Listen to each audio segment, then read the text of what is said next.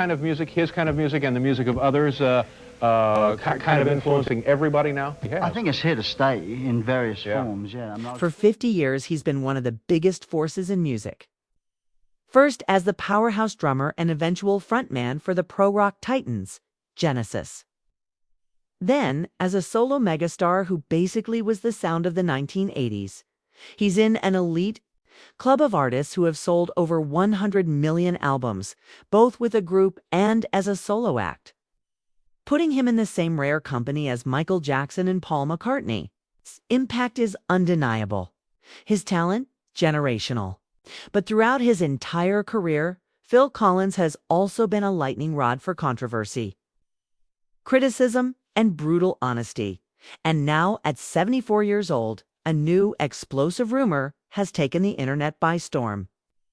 A wave of online videos and articles claim that Collins is finally breaking his silence, revealing a secret list of the 6 drummers he just couldn't stand. The claims are shocking, naming some of the most beloved legends in rock history. The supposed quotes are savage, tearing down drumming icons with cold technical precision. Is it possible? Has the man who gave us In the Air Tonight and Against All Odds been sitting on a lifetime of musical grudges? Is this a final bitter settling of scores? The internet sure seems to think so. The story has spread like wildfire, sparking debates and shocking fans across the globe. But is it true? Tonight, we're getting to the bottom of it. We are going through this alleged hate list, examining each name, one by one. We'll look at the rumored reasons for the drama, the personal stories, and the musical clashes that supposedly put these legends in Collins's crosshairs. And by the end, we'll know the truth. Did Phil Collins really name the 6 drummers he hated the most? Or is something else going on here? The answer might change how you think about Phil Collins, and about the stories we choose to believe.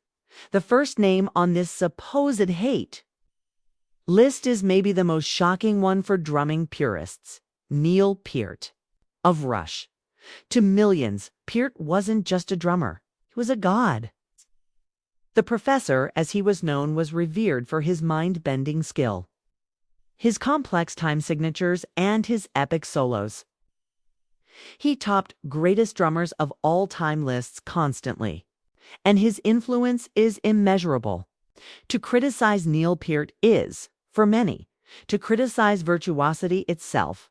Yet, according to the online rumor mill, that's exactly what Phil Collins did.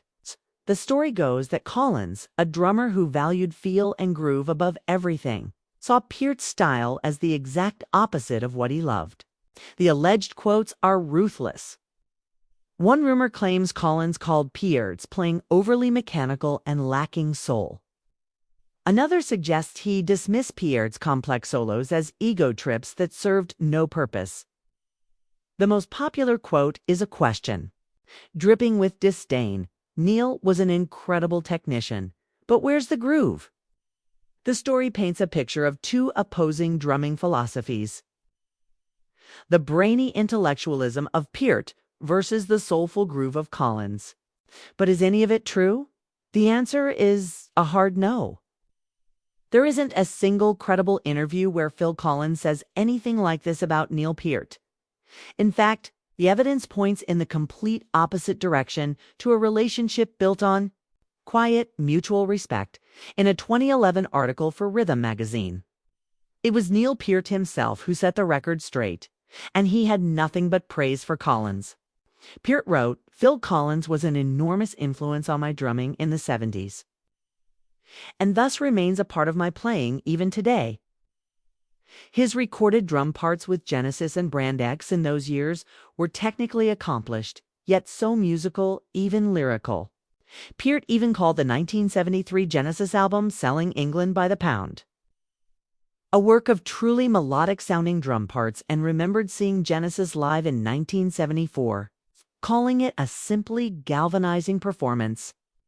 So, the drummer who was supposedly dismissed as a soulless technician was actually a huge Phil Collins fan, looking to him for inspiration.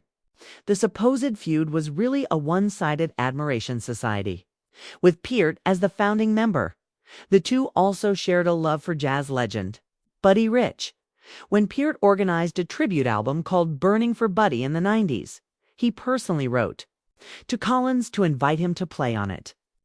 Collins was too busy but expressed his regret.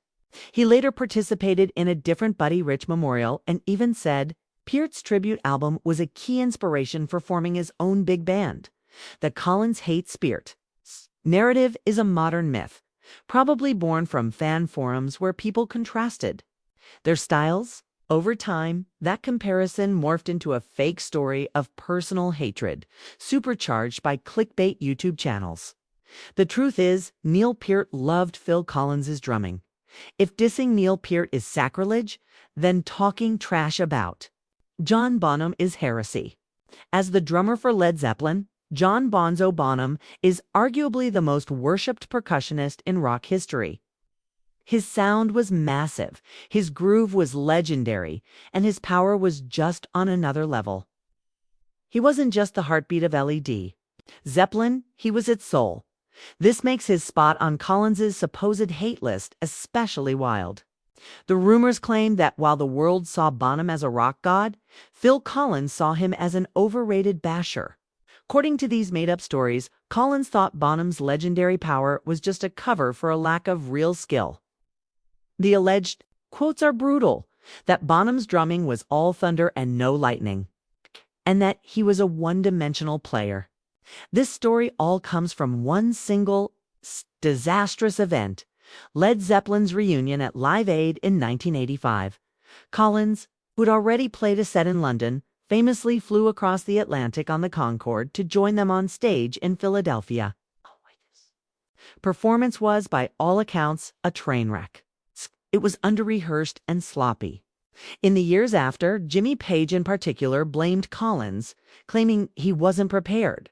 This real tension from Live Aid is the tiny seed that the Collins hates, Bonham, a myth grew from.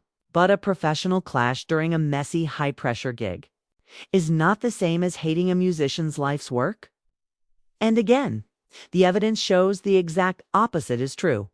Collins has repeatedly and publicly stated his admiration for John Bonham. Before Live Aid, he was friends with Robert Plant and had played drums on his solo albums. In his own autobiography, Collins never criticizes Bonham's drumming. He describes the Live Aid experience as a chaotic nightmare, saying he felt like a spare part and would have walked off if he could have. He blamed the lack of rehearsal and Jimmy Page's attitude, but never the legacy of the man whose shoes he was trying to fill. In fact, some fans have pointed out that Collins himself seemed to be channeling Bonham's powerful bass drum sound on the Genesis track Squonk. The idea that he saw Bonham as a one-dimensional basher is directly contradicted by his own music and his own words. The Live Aid fiasco was a painful memory for sure. But it's been twisted into a story of personal hatred that just isn't true. Next up on the fake list is Metallica's Lars Ulrich. Ulrich is one of the most successful drummers in metal history. His aggressive driving style was a cornerstone of thrash and inspired millions. He's also, without a doubt, one of the most polarizing figures in drumming, with fans and critics constantly debating his technical skills. This makes him a perfect and honestly predictable candidate for Collins's fictional hit list. The rumors here are especially nasty. Collins, the master of finesse and groove, supposedly saw Lars Ulrich as everything wrong with modern rock drumming. He's rumored to have called Ulrich a glorified metronome with anger issues, and claimed that any halfway decent drummer could play Metallica's catalog with their eyes closed. This narrative is easy to buy because the stylistic gap between Collins and Ulrich is huge. One is known for prog rock and slick pop, the other for raw, aggressive metal. But once again, there is zero credible evidence that Phil Collins has ever said any of this about Lars Ulrich. The quotes are completely made up, likely born in online forums where fans argued about their styles. There are no interviews, no mentions in his book, nothing. The entire feud is a ghost, built out of thin air. It's a compelling piece of fan fiction, but it has no basis in reality. The truth is, we have no idea what Phil Collins thinks of Lars Ulrich, because he's never said a word. And that silence isn't proof of secret hatred, it's proof of a non-existent story from metal. The rumored hate list pivots to the glam and spectacle of Metley crew as Tommy Lee. Lee redefined what a rock drummer could be in the 80s. He wasn't just a timekeeper. He was a full-blown rock star, famous for his spinning drum cages and upside-down solos. For an entire generation, Tommy Lee was the rock and roll circus. And according to the rumors, that's exactly why Phil Collins couldn't stand him. The story positions Collins as a serious musician who was disgusted by Lee's focus on showmanship, seeing it as a cheap gimmick. The fake quotes are as theatrical as Lee's solos. He's not a drummer, he's a stuntman. Another rumor has Collins saying that if you remove the pyrotechnics, all you've got left is a guy playing a basic 4/4 beat. This alleged feud is framed as a battle for the soul of drumming, taste versus spectacle. And it seems plausible, because Collins and Lee represent two extremes. But just like with Lars Ulrich, this clash is pure fiction. There is not one single verifiable source where Phil Collins mentions Tommy Lee or MT Lee Crew, good or bad. The quotes are fabricated to create drama. The story is a total invention built on the easy narrative of the serious artist versus the flashy showman, so compelling that it doesn't even need evidence. In reality, there's no feud. It's the story of Phil Collins. Seething over Tommy Lee's spinning drum kit is another ghost. It's a piece of internet folklore made for clicks. This is maybe the boldest and most offensive name on the list. Ringo Starr. Ringo's place in music history is unique. While often overshadowed by Lennon and McCartney, his feel, his creativity, and his song-first philosophy changed everything. He inspired countless people to pick up sticks, including a young Phil Collins. This makes the rumors of Collins's disdain for him completely baffling. The story claims Collins saw Ringo as a fluke, a lucky guy in the right band at the right time. The fabricated quotes are incredibly disrespectful. That Ringo's playing was painfully simple, and that if Ringo played with any other band, nobody would know his name. This paints Collins as a musical snob, insulted that Ringo would even be mentioned among the greats. This rumor isn't just baseless, it's the easiest one to completely debunk. For decades, Phil Collins has been one of Ringo Starr's most vocal and passionate defenders in the entire music industry. His praise for Ringo is detailed, deeply felt, and on the record in a 2008 documentary. Collins said Ringo is a fantastic drummer. If you listen to the drum fills in Strawberry Fields, Forever, A Day in the Life, Rain, it's just staggering what he did. He consistently defended Ringo against critics, telling one biographer, "What Starr did was perfect." Amongst the drumming fraternity, Ringo is much appreciated. Ringo has always been the guy. I have nothing but praise for him. In his own memoir, he named Ringo as one of his top 5 drummers of all time. So where did this malicious rumor come from? It's the most cynical kind of clickbait. It's taking a well-documented case of hero worship and flipping it upside down for shock value. The truth is simple. Phil Collins doesn't hate Ringo Starr. He reveres him. The final name on this mythical list is the Who's force of nature. Keith Moon. Moon was chaos in human form. He didn't just play beats. He played lead drums, filling every space with thunderous, crashing rolls. To his fans, this was a one-of-a-kind genius whose wild style powered the Who's rebellion. The rumors claim that, to Phil Collins, the master of precision, Moon was a musical disaster. The story goes that Collins saw Moon as a musical liability, who couldn't keep time and whose fills were a flailing mess. Supposedly, the disciplined professional hated the out-of-control amateur. This story, like the others, plays on a compelling stereotype. And just like all the others, it's false. While their styles were polar opposites. Collins has expressed admiration for Moon's unique personality on the kit. When praising Ringo for being unconventional, Collins put Moon in the same category, saying people like Keith Moon is another one, unconventional.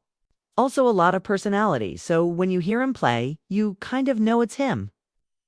That's not how you talk about someone you hate. It's how you talk about someone you respect for being original, and the final nail in the coffin for this rumor. In a list of his 5 favorite drummers of all time, Phil Collins named Keith Moon. So, the last name on the supposed hate list is actually a drummer Phil Collins has publicly called one of his favorites. The rumor isn't just wrong, it's the exact opposite of the truth. So we've gone through all 6 names: Neil Peart, John Bonham, Lars Ulrich, Tommy Lee, Ringo Starr, and Keith Moon. And in every single case, the story of Phil Collins's hatred is either provably false or completely made up. The hate list is a myth, so the real question isn't who Phil Collins hated. The real question is, why? Why do these stories exist? And why is Phil Collins the target? To understand that, we need to look at the feuds and criticisms that are real. And if you're finding this investigation fascinating, make sure you subscribe, because the true story is even more interesting than the myth. The reason Phil Collins is such a perfect target for these fake stories is because for a while, he was one of the most criticized people in music. But the criticism rarely came from other drummers, and it was almost never about his playing. It was about how inescapable he was. In the 1980s, you couldn't get away from Phil Collins. Between his solo work, Genesis, and his production jobs, he was a constant presence on the radio, MTV, and in movies. This massive success created a backlash. To the new alternative and grunge scenes, Collins became a symbol of the slick, corporate, mainstream rock they were rebelling against, and the criticism from his peers was real. Roger Waters of Pink Floyd was a frequent critic, finding Collins's constant presence irritating. Noel Gallagher of Oasis was even more brutal. He famously said, "Just because you sell lots of records, it doesn't mean to say you're any good." Look at Phil Collins, and even called him the Antichrist. But maybe the most infamous criticism came from Kurt Cobain of Nirvana. In a 1992 interview, Cobain said, "I hate Phil Collins. All of that white male soul." To Cobain, Collins represented everything grunge was fighting against: polished, predictable, and emotionally safe. Then there were the personal run-ins. The most famous involves his own hero, Paul McCartney. At an event at Buckingham Palace, Collins excitedly asked McCartney to sign a book. McCartney's response, as told by Collins, was a patronizing comment to his then-wife, Heather Mills. "Oh, Heather, our little Phil's a bit of a Beatles fan." Collins was crushed, later saying, "I thought UFCK, UFCK. I never forgot it. McCartney was one of my heroes. I wish I hadn't met him." This mix of overexposure, generational backlash, and a few real feuds created the perfect storm. It cemented an image of Phil Collins as a figure who was both hugely successful and, in some circles, deeply uncool. He became a cultural punching bag. And in the internet age, that reputation makes him the perfect subject for fake stories. The hate list myth works because it feels plausible if all you know is the backlash. So, has Phil Collins finally revealed the 6 drummers he hated most? Absolutely not. The list is fiction, a piece of clickbait mythology born from the internet's hunger for conflict. It cleverly weaves together bits of Truth Collins's distinct style, the disastrous Live Aid show, and the very real backlash he faced to create a tapestry of lies. The rumors claim he hated Peart for being too technical, but Peart saw Collins as an influence. They use Live Aid to claim he hated Bonham, but Collins admired Bonzo. They invent quotes to suggest he despised Ulrich and Lee, when in reality, he's never said anything about them. And most ridiculously, they claim he hated Ringo Starr and Keith Moon, 2 drummers he has repeatedly called his all-time favorites. The hate list says more about us than it does about Phil Collins. It shows how fascinated we are with celebrity feuds. and how willing we are to believe a sensational story over a nuanced truth. The real story of Phil Collins isn't one of petty hatreds. It's one of immense talent, staggering success, and the inevitable, often unfair criticism that comes with it. He was a drummer's drummer in Genesis, a pop culture titan in the 80s, and a man who became a victim of his own success. His career is a study in contrasts: the prog rock icon and the pop superstar, the acoustic virtuoso and the drum machine pioneer, the beloved hitmaker and the maligned antichrist of music. The truth is rarely as simple as a list. Phil Collins's legacy isn't defined by who he supposedly hated, but by the music he created, and the drummers he inspired, and the complex space he occupies in the history of rock and roll. The hate list is a myth, but the man and his music are undeniably real.